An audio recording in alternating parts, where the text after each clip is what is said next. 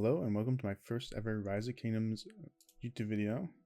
I have been playing this game for not about 169 days now, and I thought that since this is my first time playing the game and I've learned a lot throughout my time playing, I thought I could make like a quick video about 10 tips and tricks for new players that are just starting the game out. Let's start off with my first tip, which is actually what I believe the most important tip: commanders.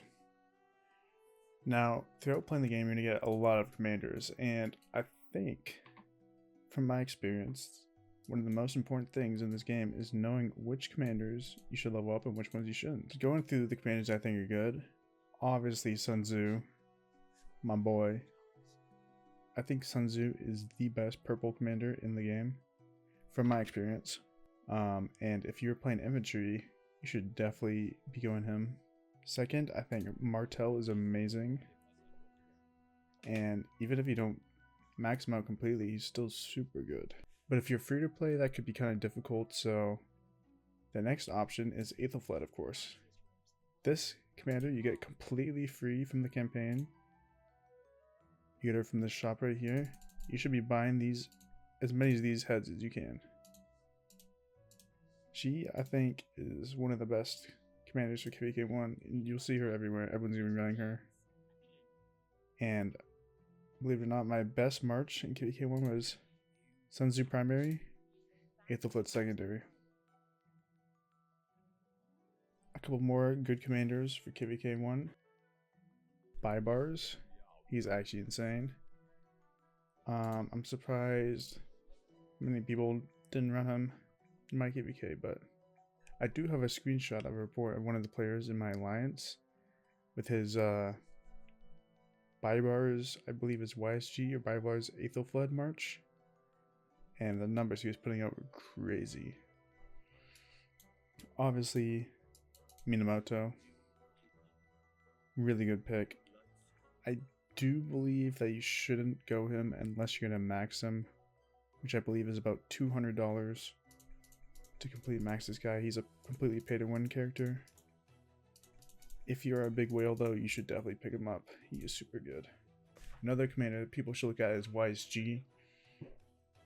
I think he is super duper strong. He's probably one of the highest skill damage outputs in the game at this point. But he's kind of hard to get. You get him from a wheel and then you get him from daily packs, so if you're a low spender or free to play, he's gonna be hard to pick up. Another good commander is Thutmose. Now, I would only invest in this guy if you're a complete archer main and you're not going any other troop types, because investing in a lot of legendary commanders is really expensive. And if you're not a whale, then, you know, why do you do it? Like, one of the most important things in this game is to not spread yourself too thin, especially if you're a low spender. You should definitely focus in on one troop type, couple commanders that you're going to use throughout the whole fighting. But I'm not done with my list. Those are just the S tiers. A tiers, I believe Richard is actually super strong. Get him 5511. A couple people in my alliance have him expertise, and he's a tank, man. He is really hard to take out. Same with Pyrrhus. I put him in the A tier as well. This guy is crazy strong in the field and rallying. Yeah, you do not want to be hitting this guy. There's a march that some of my alliance members did, which was Charles Martel with Pyrrhus, and they traded so well in fights. And last in the A tier, I would put Mehmed. This guy's crazy skills. Of course, skill damage bonus is always good. Attack bonus. I would not use him as a primary, but he'd be a good secondary. Okay, and then the B tiers. I have 4 people in the B tier. One of them is Belisarius. Partially because I think he's only good for running around the map and killing people's farming marches, which is fun to do, but it doesn't really help the kingdom out. So if you invest in this guy, it's a little bit of a, I wouldn't say a waste, he's still good, but I would not purple heads into him, even though I have. I wish I could take this back. He's not going to be fighting in a ball. He's too squishy. He's only good for running around, killing farm marches, and gathering runes. So I would not invest in him. Another B tier, I would put Joan of Arc. I put a lot of purple heads into her, planning to use her in the open field, and I got completely humbled. As a low spender, free to play, you should only run one march. Running 2 marches, 3 marches, it's not the way to use your resources. You're gonna trade terribly. My Joan of Arc, it didn't do well. I've only used her as a gathering commander, and I guess she's good in Canyon. I have her in Canyon as well. For my third pick in B tier, I'd put, where is he? I'd pick Kusunoki. He's actually pretty decent for Archer Commander. I've heard that Archer Commanders in KVK 1 aren't very good. Besides Thutmose and Kusunoki, and obviously YSG. I don't even know what other characters you have. Anyways, if you're an Archer main as a free to play, which I kind of don't recommend because it's super expensive, you should be running him. He's got pretty good stats. And lastly, I would put Bjorn Ironside in my B tier. Now, Bjorn was one of the commanders I thought could be super good, and I would run him every single time, and it turned out to not be that case. He's super squishy. He died way too fast. He was my secondary march. He's going into KVK. I thought I'd run 3 marches, and it ended up not being the case. Another thing about commanders in this game is that the way you upgrade the skills order does matter. Now, hear me out. For characters like Charles Martel, or any damage character in general, you want to max their first skill first. It's their best skill. But say, look at this guy. I have him 5/5, and then I skip the 3rd skill and I go to this last skill. This is optimal pathing for this character, but some of the characters are different. Some of them you want to skip the 2nd skill and go for the 3rd. For these characters you can't completely max out every skill. You should be focusing on the ones that are important. Yeah, I saw so many Minamotos, which is like a 2-3-2-1. That should be a 5-2-1-1 or something like that. Like the first skill needs to be maxed for Minamoto for most of the people. The only exception to this, I think, are farmers. Obviously, the farmers have good skills in the 2nd and 3rd. You're not gonna use them in combat, so. Okay, another important thing is the talent tree. These do matter a lot. You could just go the recommended stuff. I recommend asking your alliance members or looking up, because some of these things could make a difference in a fight. Now, I think Alex the Great only has 1 talent tree that people run. Check out. Yeah, but say Sun Tzu, like, look at my talent tree. This is not normal.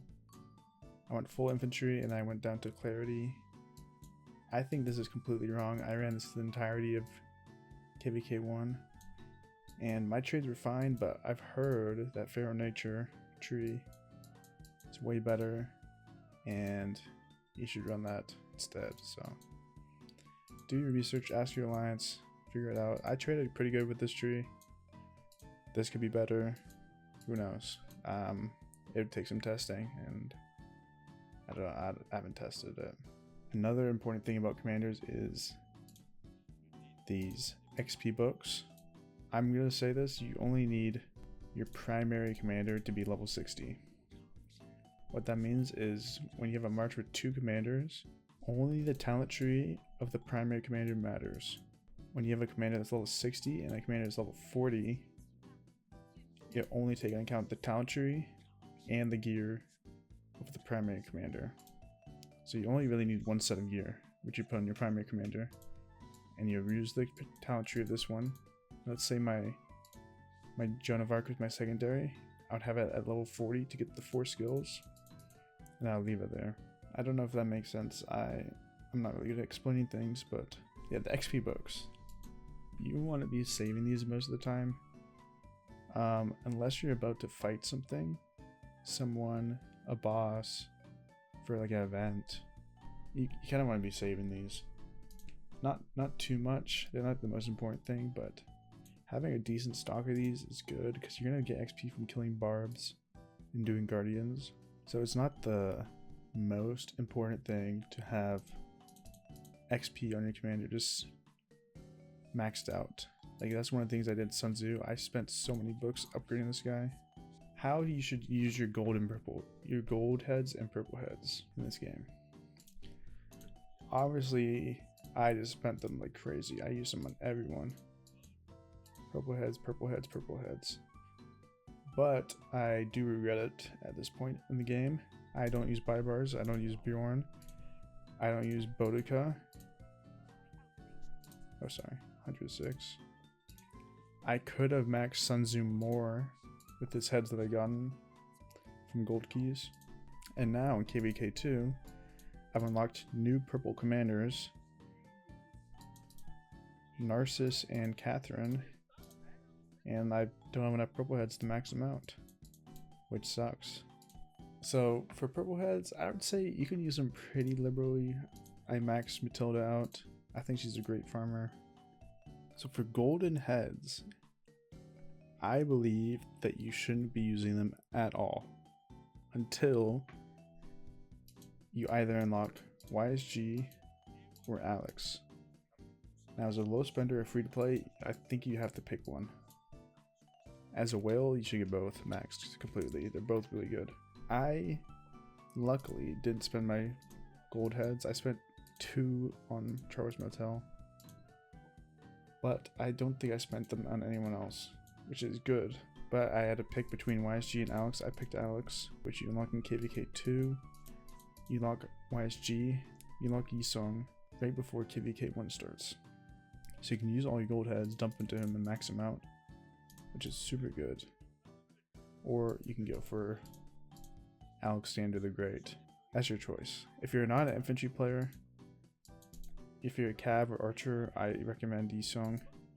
If you're an infantry player, I would save the gold heads for Alex. This is post-production Maffu, and I noticed that the video was getting kind of long. It's about 26 minutes in total, so I'm going to split into 2 parts. This is part 1. I covered everything that I think is important about commanders. I might have missed some stuff. Make sure you leave it down in the comments. I'm going to put this in 2 parts. This is part 1, and part 2 will be uploaded tomorrow at probably around the same time. So make sure you check that out. I cover a lot of different things that are slightly less important than the commanders, but still super important. Alright, thanks for watching, and bye.